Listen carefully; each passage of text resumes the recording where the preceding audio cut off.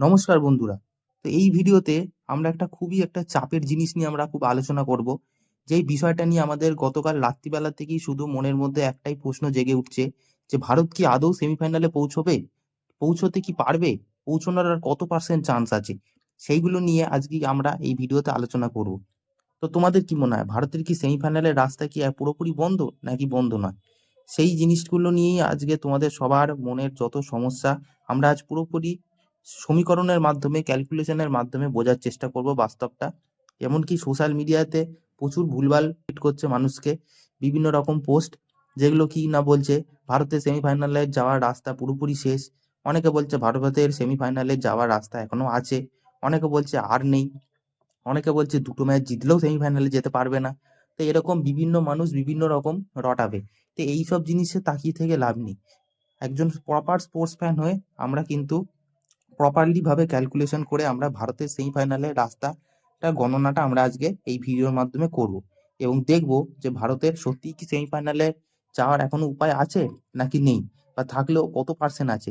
সেইগুলো আজকে পুরো ক্যালকুলেশন আমরা এই ভিডিওর মাধ্যমে আমরা দেখব এবং জানবো যে ভারতের সেমিফাইনালের রাস্তাটা কি কঠিন নাকি সহজ নাকি মিডিয়াম। এই জিনিসগুলো আমরা আজকে দেখে নেব।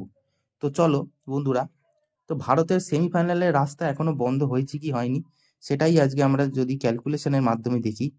এবার দেখো আমরা এত কেন ক্যালকুলেশন করছি, নর্মালি যদি ভারত খুব কম রানের ব্যবধানে হারতো তাহলে আমাদের গতকাল রাত থেকে আজকের অবধি এত চিন্তাটা হতো না।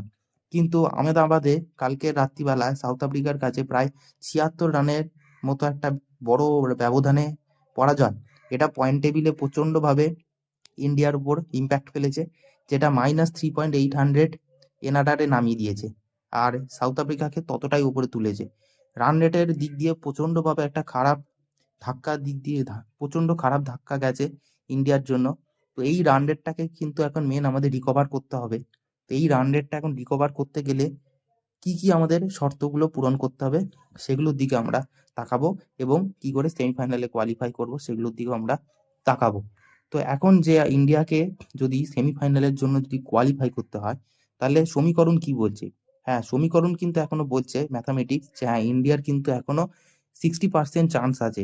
60 বলবো না, 60 থেকে 65% পর্যন্ত ইন্ডিয়ার সেমিফাইনালে যাওয়ার চান্স আছে। এবার 60%-এর দিকে কেন বলছি না, নেট রান রেটটার জন্য।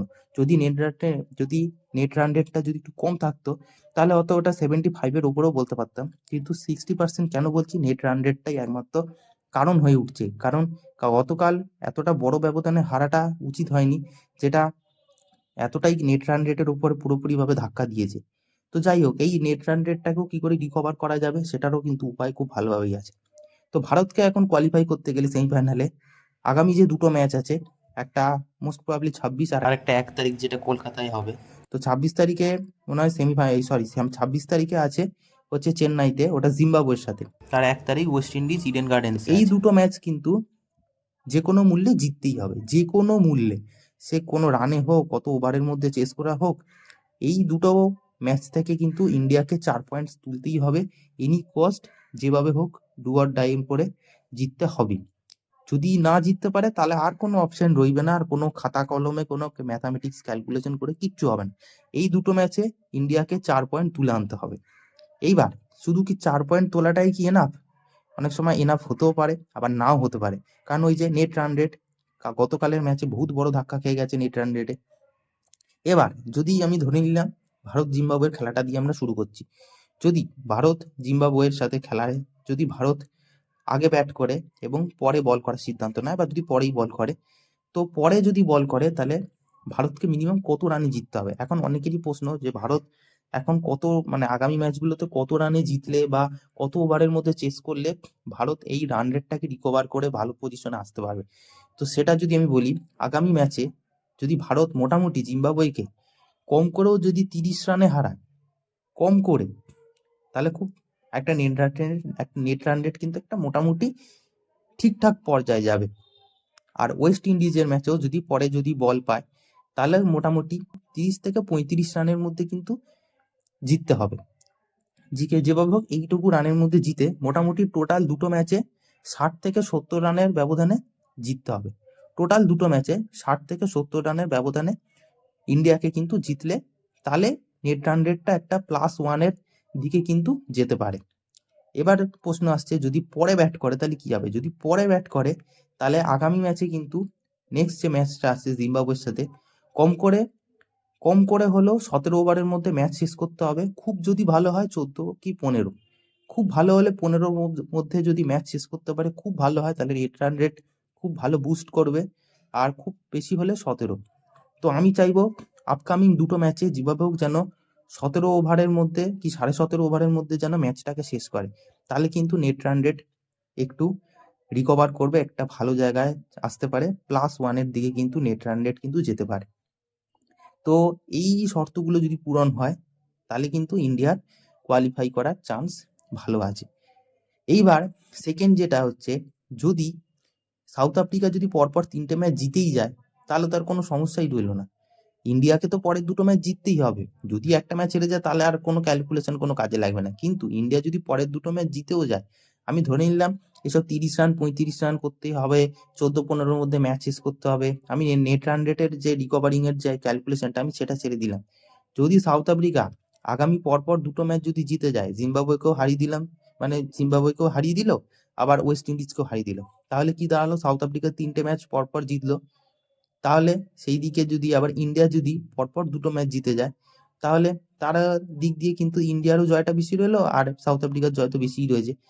তাহলে এইটা একটাই, আরেকটা হলো শর্ত, যেখানে ইন্ডিয়াকে নেট রান রেট নিয়ে অত চাপ খেতে হবে না। যদি সাউথ আফ্রিকা আগামী পরপর দুটো ম্যাচ যদি পুরো জিতে যায়, তাহলে ইন্ডিয়াও যদি দুটো ম্যাচ পরপর জেতে, তাহলে কিন্তু ইন্ডিয়াকে নেট রান রেট নিয়ে কোনো চাপ খেতে হবে না। ইন্ডিয়া আর সাউথ আফ্রিকা ডিরেক্ট দুজনেই এই গ্রুপ এ থেকে কিন্তু সেমিফাইনালে কোয়ালিফাই কিন্তু করে যাবে।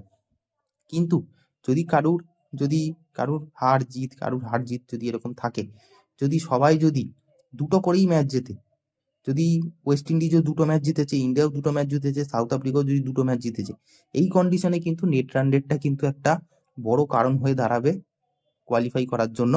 তো সেক্ষেত্রে কিন্তু ইন্ডিয়াকে নেট রান রেটের দিকটাও কিন্তু খেয়াল করতে হবে, কারণ বলা যায় না এই মুহূর্তে ওয়েস্ট ইন্ডিজও কিন্তু ভালো ব্যালেন্স টিম আছে, যথেষ্ট ভালো ফর্মে আছে। তো সেক্ষেত্রে কিছু বলা যাচ্ছে না। তাই ইন্ডিয়াকে তো আগামী দুটো ম্যাচ তো এনি কস্ট জিততেই হবে। সাথে নেট রান রেটের ক্ষেত্রেও যেটা বললাম, মিনিমাম এই দুটো ম্যাচ মিলিয়ে কিন্তু 70 রানের মতো ব্যবধানে জিততে হবে। সেখানে পরের ম্যাচটা 30 রানেও জিততে পারে, কি 35 রানেও যদি জিততে যায় জিততে পারে। ওয়েস্ট ইন্ডিজের সাথেও মিনিমাম 30 কি 35 রানে জিততে পারে। তো এই রকম ব্যবধানের রানের মধ্যে যদি জিততে পারে, তাহলে কিন্তু নেট রান রেট একটা ভালো জায়গায় রিকভার করবে, মোটামুটি ঠিকঠাক জায়গায়। আর যদি পরে চেস করতে নামে, তাহলে আমি বলবো যেভাবে হোক 15 থেকে 16, খুব বেশি হলে 17 ওভারের মধ্যে কিন্তু রান চেস করতে হবে।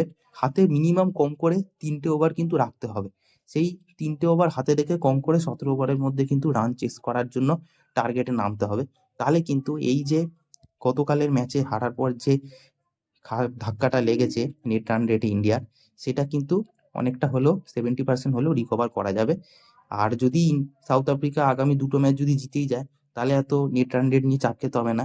ইন্ডিয়া যে কোনো রানই জিতলেও বা যে কোনো সময় চেস করলেও ইন্ডিয়া পরপর দুটো ম্যাচ জিতলেই হয়ে যাবে। সেক্ষেত্রে ইন্ডিয়া সাউথ আফ্রিকা দুজনেই কোয়ালিফাই করবে।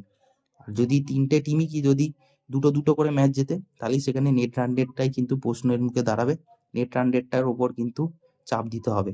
এবং ইন্ডিয়াকে যদি যে মানে আমি শর্তগুলো বলেছি, ইন্ডিয়া যদি এইভাবে কন্ডিশনে যদি ম্যাচগুলো আগামী দিনে যদি জেতাতে পারে, তাহলে কিন্তু ইন্ডিয়া ঠিকঠাক রান রেটে জিততে পারে। তারপরেও আমি বলবো যাতে আরো বেশি রানে জিততে পারে, 40 থেকে 45 রানে যদি পার ম্যাচগুলো জেতে, তাহলে নেট রান রেট আরো ভালো বুস্ট করবে এবং খুব ভালো পর্যায়ে চলে যাবে। এই ক্ষেত্রে +2 এর ওপরে নেট রান রেট যেতে পারে। তো এটাই ছিল আপডেট।